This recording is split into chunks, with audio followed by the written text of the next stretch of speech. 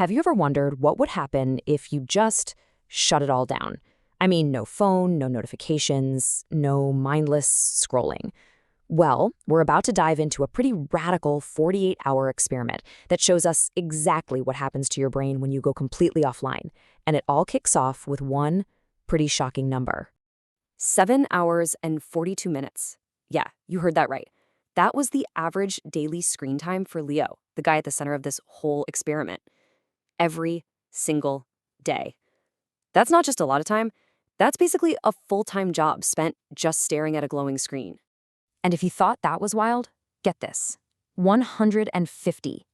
That's how many times a day he would check his phone. Just think about that for a second. At that point, it's not even a choice anymore, is it? It's a deeply wired, compulsive reflex. But here's the thing about Leo. He knew something was up. He even said it himself. He felt like a victim of the modern attention economy. So he decided to do something pretty extreme. He went on a full 48-hour digital detox to see if he could actually get his own mind back. Now, you might think a weekend offline sounds kind of relaxing, right? A nice little retreat. Well, what Leo actually signed up for was a full-blown neurological withdrawal. This wasn't about willpower anymore. This was about pure biology. So let's break down those first 24 hours. The first hour? Oh, he was feeling great. Smug even. But then hour 2 hit, and the twitch started. You know, that automatic, involuntary reach for a phone that isn't even there. By hour 4, he was feeling phantom vibrations. But then, after all that struggle, a little breakthrough. At hour 12, he woke up and for the first time in years, no panic, just calm. And those phantom buzzes, that's a real thing. It's called phantom vibration syndrome. His brain was so starved for its usual digital hit that it basically started making things up, creating signals out of nowhere, just hoping he'd check his pocket. This was, for all intents and purposes, a full-on withdrawal. See, our phones are basically engineered like little slot machines. They run on something called a variable ratio schedule. You never know if the next time you pull it out, you'll get a reward, like a text or a like. It keeps our brain's reward chemical, dopamine, flowing. So when Leo took the phone away, his dopamine levels just crashed. He was in what you could call a dopamine famine. And you could see the difference from the moment he woke up. When you grab your phone first thing, the blue light and the flood of information spike your stress hormone, cortisol. You're basically putting your brain into fight or flight mode. But Leo's unplugged morning, it allowed for this smooth, natural wake-up. No stress, no panic, just waking up. But here's where it gets really, really cool. After he pushed through all that discomfort, something incredible started to happen. His brain actually began to rewire itself, and that led to some serious breakthroughs. The first breakthrough came from facing something that most of us spend our entire day trying to avoid, pure, unfiltered boredom. Leo said it was so intense it was actually physically uncomfortable. But that pain, it was actually a doorway to something amazing. Which kind of begs the question, right? Why on earth would anyone want to be bored? What is the actual point of that deeply uncomfortable feeling?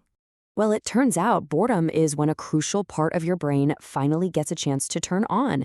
It's called the default mode network. This is your brain's creative engine. It's where you daydream, solve problems, and reflect on your life. And every single time we fill a spare moment with scrolling, we are basically hitting the off switch on that network. So after Leo forced himself to just sit with that awful boredom, the magic started. He picked up this dense book he'd been putting off. The first few pages were a total slog, but then his focus just locked in. He read 80 pages in 2 hours and completely lost track of time. His shattered attention span was actually starting to heal. And this isn't just a feeling. This is neuroplasticity in action. Our brains can literally change their own wiring based on what we do. By choosing not to get distracted, Leo was strengthening the neural pathways for deep focus. It's like he was taking his attention span to the gym. And the benefits just kept rolling in. His sleep, it was totally transformed. By not staring into that blue light from his screen before bed, his brain was able to produce the sleep hormone melatonin the way it's supposed to. And the result was incredible. He was getting proper deep sleep and REM sleep, which led to vivid dreams and this feeling of being truly rested. But maybe the most powerful change was how he reconnected with people.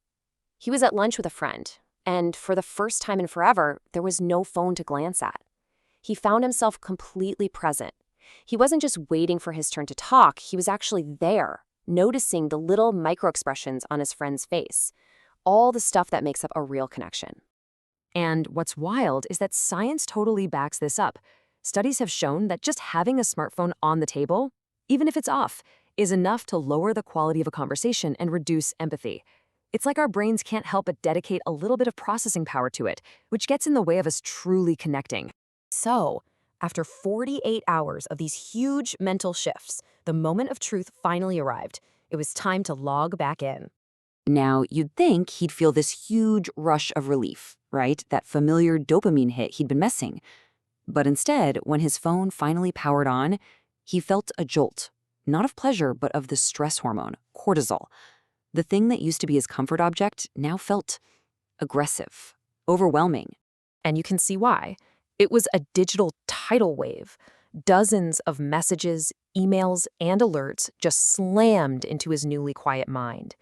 To his resensitized brain, all the colors and notification badges felt almost violently bright.